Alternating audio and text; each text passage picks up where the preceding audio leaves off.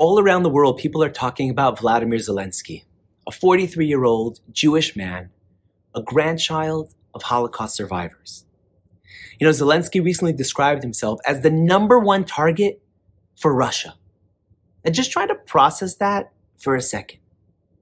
Imagine you have one of the most dangerous, powerful world leaders who wants to kill you. Imagine an entire army is coming after you. You know, the Kremlin recently hired 400 assassins to kill Zelensky.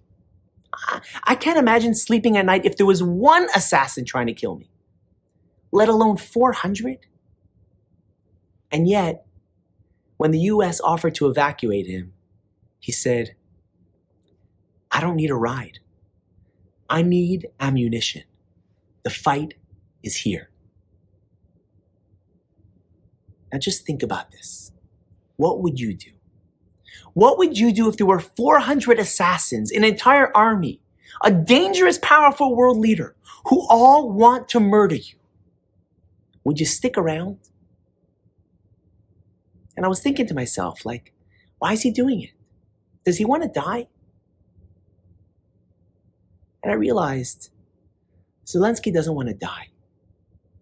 He's doing it because he knows what he's willing to die for. You know, Rabbi Weinberg once said that if you don't know what you're willing to die for, you haven't begun living. And it's a fundamental Jewish belief. Know what you're willing to die for, and then live for it. It goes all the way back to Abraham, our forefather, right? He was the only monotheist in a world of polytheists. He was told, bow down to these idols or die. And he said, I'm not bowing down. He was willing to die for it, and he was living for it. And look, here we are today because of him. I think it's a question that we can all ask ourselves, a lesson that we can all take from Zelensky. What are you willing to die for? Is it your spouse? If so, live for it.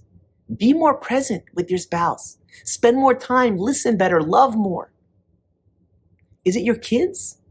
If so, dedicate more time to them. Be a better father or mother. Live for it. Is it your Judaism? If so, live for your Judaism. Study more, learn more, grow more.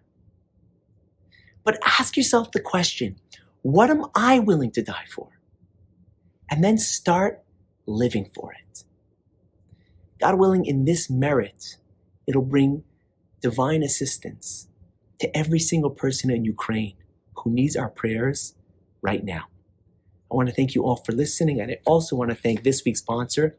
Today's talk is sponsored by Gregory Ogorak for recovery for Gregory's mom, who was released from the hospital recently, as well as on the occasion of his father's birthday on February 25th. A happy birthday and a refuah shalema to your mom. Thank you for listening, and I'll see you next time on Inspiring Hope.